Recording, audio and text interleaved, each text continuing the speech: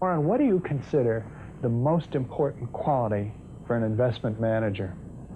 It's a temperamental quality, not an intellectual quality. You don't need tons of IQ in this business. I mean, you have to have enough IQ to get from here to downtown Omaha, but you do not have to be able to play three-dimensional chess or be in the top leagues in terms of bridge playing or something of the sort. You need a stable personality. You need a temperament that neither derives great pleasure from being with the crowd or against the crowd, because this is not a business where you take polls. It's a business where you think.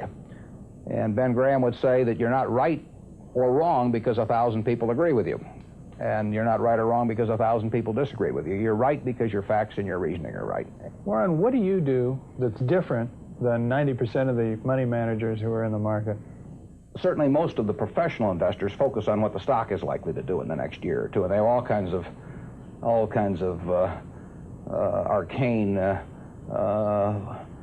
methods of approaching that, but they do not really think of themselves as owning a piece of a business. The real test of whether you're investing from a value standpoint or not is whether you care whether the stock market is open tomorrow.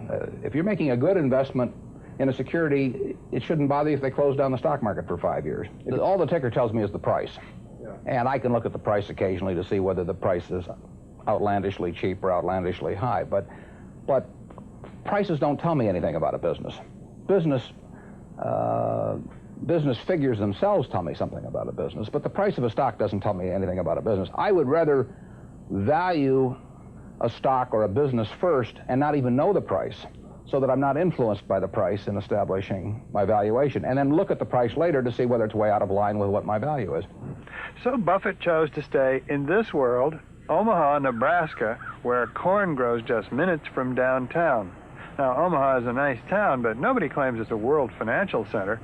Here, the only thundering herd is actually on 4 feet. Don't you find Omaha a little bit off the beaten track for the investment world? Well, believe it or not, we get mail here, and we get periodicals, and we get all the facts needed to make decisions. And unlike Wall Street, you'll notice we don't have 50 people coming up and whispering in our ear that we should be doing this or that this afternoon. You appreciate the lack of stimulation here? I like the lack of stimulation. We get facts, not stimulation here. That's terrific. How can you stay away from Wall Street? Well, if I were on Wall Street, I'd probably be a lot poorer.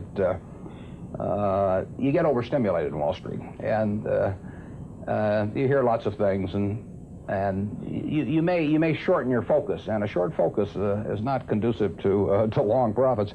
And here I can just focus on what businesses are worth, and I don't need to be in Washington to figure out what the Washington Post newspaper is worth, and I don't need to be in New York to figure out what some other company is worth. It's simply an intellectual process.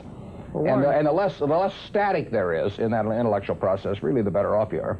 What is the intellectual process? The intellectual process is defining your area of competence in valuing businesses, and then within that area of competence, finding whatever sells at the cheapest price in relation to value. And there are all kinds of things I'm not competent to value, but there are a few that I am competent to value. Have you ever bought a technology company? No, I really haven't.